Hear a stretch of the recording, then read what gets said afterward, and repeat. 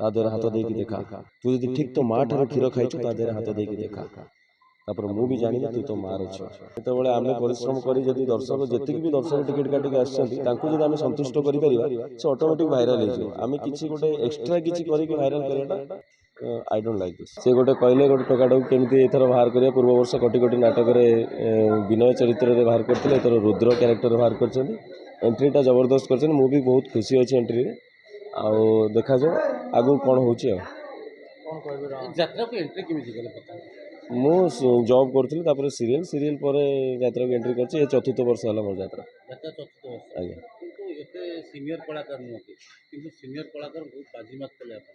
ସେଇଟା ମୁଁ ତ କହିପାରିବିନି, ସେଇଟା ଦର୍ଶକମାନେ କହିବେ। କିନ୍ତୁ ମୁଁ ମୋ ପରିଶ୍ରମ କରୁଛି, 100% ଏଫର୍ଟ ଦେଉଛି। ବାକି ସବୁ ଭଗବାନଙ୍କ ଇଚ୍ଛା ଆଉ କଳାକାର ଯେଉଁ ଦର୍ଶକମାନଙ୍କର ଇଚ୍ଛା। ସେଇଟା ଆମ ସାର୍ ଆସିଥିଲେ, ବାପି ସାର୍ ସେଇଟା ଡ୍ୟାନ୍ସଟା ଶିଖେଇଛନ୍ତି। ଆଉ ଲେଖା ବି ବହୁତ ବଢ଼ିଆ ହେଇଛି। ଅମୃତାଂଶୁ ସାର୍ ସେଇ ଗୀତଟା ଲଭ୍ ସଙ୍ଗ୍ଟା ଲେଖିଛନ୍ତି।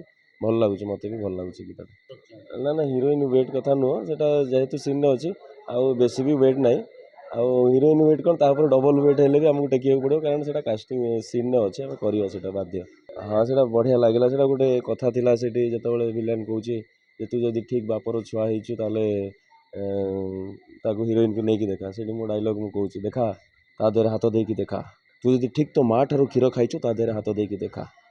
ତାପରେ ମୁଁ ବି ଜାଣିବି ତୁ ତ ମାର ଛୁଆ। ସେଠି ଭିଲେନ୍ ତାପରେ ଚେଞ୍ଜ ହେଉଛି, ସେ ଭିଲେନ୍ର ହିରୋ ହେଇଯାଉଛି ଆଉ। ନା ଫାଇନାଲ୍ ବିଜିଏମ୍ ଆମର ଷ୍ଟାର୍ଟିଂରୁ ଜଣାପଡ଼ୁଥିଲା ନାଟକଟି ଭଲ ହେବ। ଆଉ ଫାଇନାଲ୍ ବିଜିଏମ୍ରୁ ଦର୍ଶକମାନଙ୍କର ଭଲ ପାଇବା ଏପର୍ଯ୍ୟନ୍ତ ଦର୍ଶକ ବସିକି ଦେଖୁଥିଲେ, ଫୁଲ୍ ହାଉସଫୁଲ୍ ଥିଲା।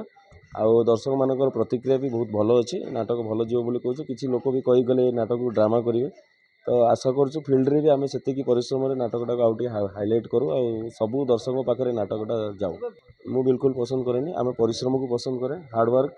ଯେତେବେଳେ ଆମେ ପରିଶ୍ରମ କରି ଯଦି ଦର୍ଶକ ଯେତିକି ବି ଦର୍ଶକ ଟିକେଟ୍ କାଟିକି ଆସିଛନ୍ତି ତାଙ୍କୁ ଯଦି ଆମେ ସନ୍ତୁଷ୍ଟ କରିପାରିବା ସେ ଅଟୋମେଟିକ୍ ଭାଇରାଲ୍ ହେଇଯିବ। ଆମେ କିଛି ଗୋଟେ ଏକ୍ସଟ୍ରା କିଛି କରିକି ଭାଇରାଲ୍ କରିବାଟା ଆଇ ଡୋଣ୍ଟ ଲାଇକ୍ ଦିସ୍। ଦର୍ଶକଙ୍କୁ ଏତିକି କହିବି, ଏ ବର୍ଷ ବି କୋଟି କୋଟି ପରେ ଆପଣ କୋଟି କୋଟି ନାଟକକୁ ବହୁତ ଭଲ ପାଇବା ଦେଇଛନ୍ତି। ଏ ବର୍ଷ ହରିଶ୍ଚନ୍ଦ୍ର, ଆଉ ଆପଣମାନେ ଦେଖନ୍ତୁ, ଆସନ୍ତୁ, ରଙ୍ଗମହଲ ଆସନ୍ତୁ, ଏ ନାଟକଟାକୁ ଦେଖନ୍ତୁ। ବହୁତ ବଢ଼ିଆ ହେଇଛି।